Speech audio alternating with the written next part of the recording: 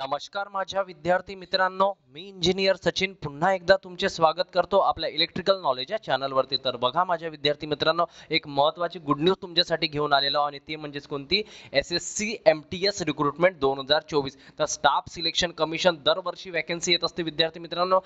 Assistant जेईचे असो किंवा CHSL असो, CGL असो किंवा MTS असो. तर यामध्ये सुद्धा तुम्हाला एक मोठ्या प्रमाणात वॅकन्सी पाहायला मिळत आहे आणि अख्ख्या महाराष्ट्रामध्ये एक्झामिनेशन सेंटर आहे. एकदम तुम्ही जर अख्ख्या महाराष्ट्रामध्ये कुठेही राहत असाल ना, तर तुमच्या घराजवळच तुम्हाला सेंटर मिळणार आहे. तर SSC MTS भरती 2024 आलेली आहे आणि एकूण पदे तुम्हाला पाहायला मिळत आहे 8,326 पदे आहे.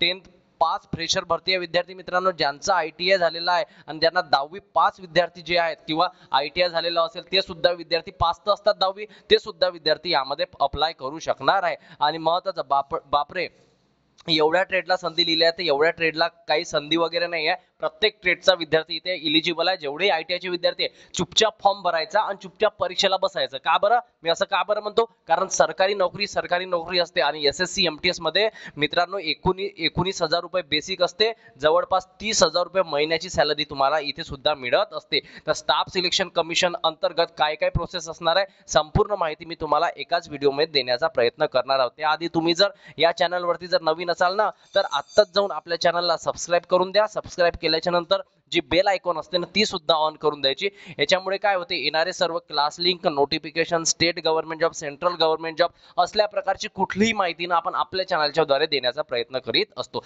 चला बघून घ्या आता काय काय लिहिलेलं आहे ऍडव्हर्टाइजमेंट. आणि महत्त्वाचे पॉईंट घेतो. ऍडव्हर्टाइजमेंट 81 पेजची ऍडव्हर्टाइजमेंट आहे. प्रत्येक पॉईंट सांगणं शक्य नाही, महत्त्वाचे पॉईंट सांगतोय बघा.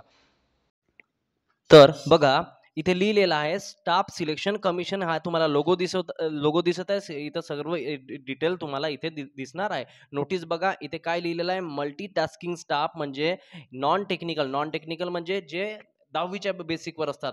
Multitasking staff and havaldar CBIC and CBN examination 2024. तर date of submission of online application सुरू झालेली आहे. कधीपासून? तर 27/7/2024 पासून 31/7/2024 पर्यंत तुम्हाला ऑनलाईन अप्लाय करता येणार आहे. ओके, असल्या प्रकारे इथे तुम्हाला तिथं सर्व गिवन दिलेलं आहे. मल्टीटास्किंग स्टाफ आहे आणि हवालदार याची तुम्हाला पोस्ट पाहायला मिळत आहे. ओके, चला महत्त्वाच्या वॅकन्सी सांगून देतो एकदा तुम्हाला. वॅकन्सी किती आहे तर MTS मध्ये विद्यार्थी मित्रांनो 4,887 वॅकन्सी आहे. आणि हवालदार ज्यांना वर्दी पाहिजे असेल ना, फक्त 10वीच्या बेसिकवर, त्यांना थोडंफार धावावं लागेल, 1600 मीटर वगैरे. ज्यांना वर्दी पाहिजे असेल ना, तर त्यांच्यासाठी सुद्धा हे अत्यंत महत्त्वाची रिक्रुटमेंट असणार आहे. जे विद्यार्थ्यांना मी छोटे छोटे पॉईंट सांगतो ते लक्षात ठेवायचं. फॉर्म चुपचाप जाऊन फॉर्म भरायचा. SC ST च्या विद्यार्थ्यांना फी नाही आहे. जनरल आणि OBCच्या विद्यार्थ्यांना फक्त 100 रुपये फी आहे. ओके, चला तर वॅकन्सी समजल्या तुम्हाला. 4,887 आणि 3,400 दोन्ही यामध्ये अप्लाय करायचा. तो टोटल 9716/6 हातचाला 1, 8,193 12/2 हातचाला 1, 8,194 13/3 हातचाला 1, 4/4 8. तर अशा टोटल तुम्हाला किती 8,326 वॅकन्सी पाहायला मिळत आहे. ओके, चला रिझर्वेशन बघून घ्या. तर रिझर्वेशन मी आधीच सांगितलं तुम्हाला की जनरलच्या विद्यार्थ्यासाठी एज रिलॅक्सेशन, जनरलच्या विद्यार्थ्यांना एज रिलॅक्सेशन राहत नाही. यामध्ये 30 वर्ष जनरलचा विद्यार्थी असेल तो फॉर्म भरू शकतो. आणि त्याच्या व्यतिरिक्त एकदा आपण एज चेक करून घ्यायचा. माझ्या मते 30 तर असायला पाहिजे. OBCला 3 वर्ष, SC ST ला 5 वर्ष असायला पाहिजे. ओके, एकदा एज रिलॅक्सेशन चेक करून घ्यायचं. ओके, इसेन्शियल क्वालिफिकेशन बघा, एकदा क्वालिफिकेशन बघून घ्या. The candidate must have passed matriculation examination or equivalent from a recognized board as on or before the cut off date. 1/8/2024 आधी तो विद्यार्थी 10वी पास झालेला असावा. म्हणजे 10वी ज्याचा पास असेल ना, तो विद्यार्थी इथे इलिजिबल असणार आहे. पेपर पॅटर्न काय असणार आहे, या सर्व गोष्टी आणि वॅकन्सीचा आराखडा सुद्धा तुम्हाला इथे दाखवणार आहे. मग एक्झाम क्वालिफाय झाल्याच्या नंतर तुम्हाला डॉक्युमेंट व्हेरिफिकेशन होईल, तेव्हा तुम्हाला काय करावं लागेल, हे डॉक्युमेंट्स द्यावे लागणार आहे 10वीच्या सर्टिफिकेटवर. अप्लिकेशन फी सुद्धा मी तुम्हाला सांगितली होती, एकदा बघून घ्या. अप्लिकेशन फी 100 रुपये फी आहे विद्यार्थी मित्रांनो फक्त. आणि बघा आता कोणाकोणाला फी नाही, जे वुमन कॅन्डिडेट, ज्या लेडीज आहेत त्यांना फी नाही आहे. जे SC आहे, जे ST आहे आणि जे PWD कॅन्डिडेट आहे, एक्स सर्व्हिसमॅन, यांना कुठल्याही प्रकारची फी नाही आहे. तर EWS, OBC आणि जनरल या विद्यार्थ्यांना फक्त 100 रुपये तुम्हाला फी भरायची आहे. आणि बाकीचे जे विद्यार्थी कॅटेगरीवाले आहेत त्यांना कुठल्याही प्रकारची फी द्यायची आहे नाही. ओके, चला एक्झामिनेशन सेंटर बघा. मी महाराष्ट्रातले एक्झामिनेशन सेंटर आणले आहे, कारण मी महाराष्ट्रातील विद्यार्थ्यांसाठी खास करून व्हिडिओ घेऊन येतो. त्याच्या त्याच्यामुळे बघा एक्झामिनेशन सेंटर अख्ख्या महाराष्ट्रामध्ये तुम्हाला एक्झामिनेशन सेंटर पाहायला मिळते. एकदा चेक करून घ्या तुमच्या घराजवळ आहे की नाही ते सांगा. बघा एवढे तर तुम्हाला एक्झामिनेशन सेंटर इथं दिसत असेल बघा. पहिला आहे तुम्हाला पणजी, पहिलं दिसते तुम्हाला पणजी, त्यानंतर अहमदाबाद, हे सगळं वेस्टर्न रिजन. त्यामध्ये गांधीनगर, मेहसाणा, राजकोट, सुरत, वडोदरा हे झाले कुठले तर तुम्हाला गुजरातचे, कारण वेस्टर्न रिजन मध्ये येते म्हणून. त्यानंतर बघा महाराष्ट्रातले सेंटर अमरावती, औरंगाबाद, जळगाव, कोल्हापूर, मुंबई, नागपूर, नांदेड, पुणे आणि नाशिक. तर विद्यार्थी मित्रांनो, जेवढे माझे महाराष्ट्रातील विद्यार्थी आहे, अमरावती सुद्धा जवळ आहे, औरंगाबाद सुद्धा जवळ येते, म्हणजे तुमच्या घरापासून जेवढ्या सराउंडिंग मध्ये असाल ना तुम्ही, जळगाव जवळ आहे, कोल्हापूर, मुंबई, नागपूर, नांदेड, पुणे, नाशिक, अख्ख्या महाराष्ट्रामध्ये तुम्हाला एक्झामिनेशन सेंटर पाहायला मिळत आहे. वेस्टर्न रिजनचे जे विद्यार्थी असेल, Dadar and Nagar Haveli, Daman and Diu, Goa, Gujarat and Maharashtra एवढा रिजन कव्हर करते. ओके, तर हे तुम्हाला एक्झामिनेशन सेंटर पाहायला मिळणार आहे. चला, हे कळलं. आता समोरच्या पॉईंटवर जातो. आता तुमची कम्प्युटर बेस्ड एक्झाम कशी होईल ते सुद्धा तुम्हाला माहित पाहिजे. एकदा बघून घ्या. 2 सेशनमध्ये तुमचा पेपर होणार आहे. पहिले 45 मिनिट, दुसरे 45 मिनिट.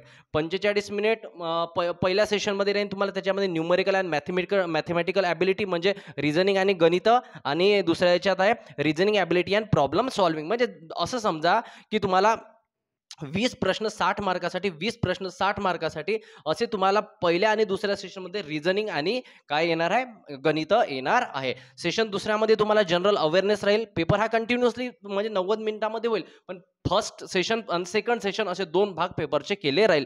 सेकंड सेशनमध्ये तुम्हाला जनरल अवेअरनेस सॉल्व्ह करायचा आहे, आणि त्यानंतर English language and comprehension solve करायचा आहे. तर एक प्रश्न 3 मार्कासाठी इथे तुम्हाला दिसतोय. टोटल 90 मिनिटाचा तुमचा पेपर होईल. किती मिनिटाचा? 90 मिनिटाचा टोटल पेपर आहे.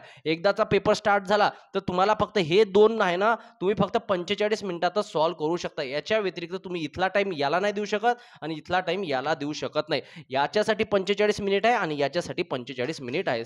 समजलं एवढं? होय सर, समजलं. तुम्ही समोर चला. चला, आता मी समोर चालतोय. बघा, तर जे हवालदारवाले विद्यार्थी आहे ना, त्यांच्यासाठी बघून घ्या एकदा. वॉकिंग 1600 मीटर धावायचं आहे 15 मिनिटामध्ये. 1600 मीटर तर विद्यार्थी मित्रांनो 6 मिनिटामध्ये धावणं होते, 7 मिनिटामध्ये. आणि 1600 मीटर 15 मिनिट दिले तर भरपूर असा वेळ आहे. Okay, 1 kilometre in 20 minutes. फिमेलला 1 किलोमीटर 20 मिनिटामध्ये धावायचं आहे. बघा, 1000 मीटर लेडीजला धावायचं आहे 20 मिनिटामध्ये. तर 16 यामध्ये खूप फिजिकल इफिशियन्सी टेस्ट काय एक्झाम काढणं हा महत्त्वाचा भाग असणार आहे. तर हवालदार, आणि कशासाठी हे हवालदार, जे सिबिक आणि सीबीएन साठी हवालदाराची जी पोस्ट आहे त्यासाठी फिजिकल इफिशियन्सी टेस्ट असणार आहे. ओके, चला, एवढं क्लिअर झालं.